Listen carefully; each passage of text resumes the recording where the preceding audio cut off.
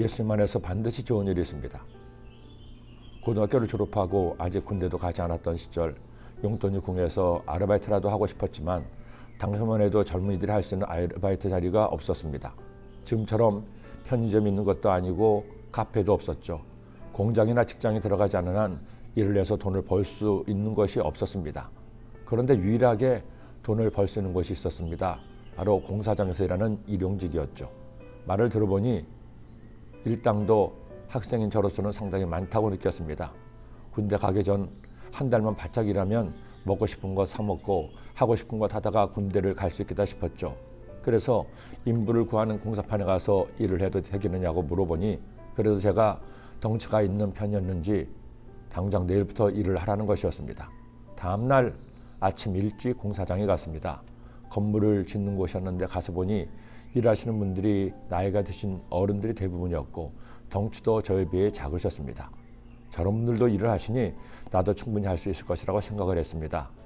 반장쯤 되는 분이 저를 보고는 들통을 메고 벽돌을 2층 공사장으로 올리라고 하셔서 생전 처음 들통을 메어 보았습니다.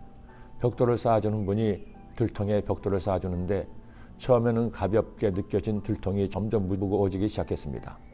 겨우 힘을 주고 벽돌을 잡아다서 2층으로 올라가게 됐습니다. 처음에는 그나마 젊은 혈기로 끙끙대며 올라갔는데 시간이 지날수록 힘이 들었습니다. 오전 일과가 끝났을 때쯤 저는 손가락 하나 까딱할 수 없었습니다.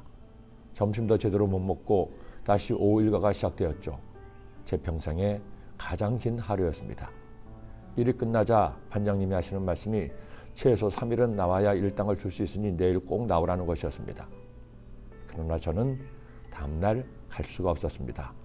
일어날 수가 없었기 때문이죠. 나중에야 짐을 나르는 것도 힘만으로 되는 것이 아니고 요령이 있어야 한다는데 저는 힘으로만 하려고 했으니 힘들 수밖에 없었던 겁니다. 그런데 인생을 살아보니 공사장에서만 짐을 지는 것은 아니었습니다. 살면서 져야 할 짐이 얼마나 많은죠. 공사장에서의 짐은 힘들면 내려놓으면 되지만 인생의 짐은 내려놓을 수도 없었습니다.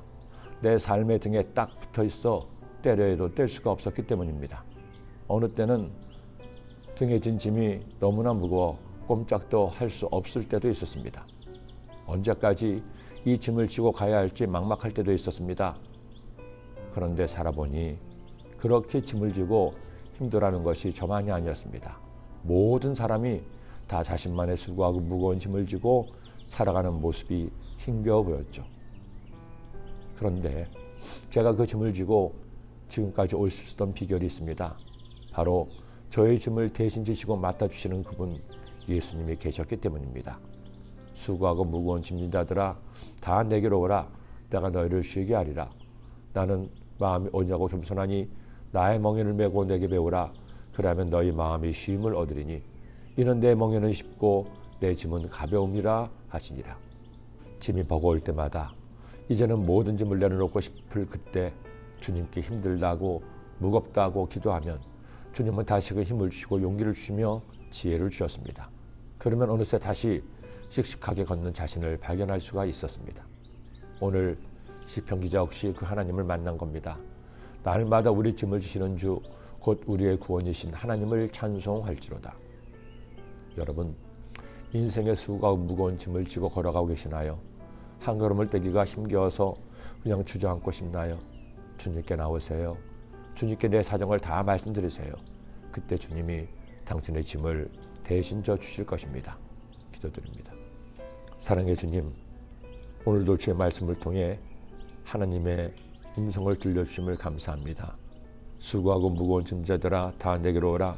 내가 너를 편히 쉬겠다 말씀하신 주님, 나의 짐을 주님께 맡길 때 주께서 맡아주시고 우리의 삶에 하나님 은혜가 날마다 있게 하여 주옵소서. 예수님의 이름으로 기도드립니다. 아멘.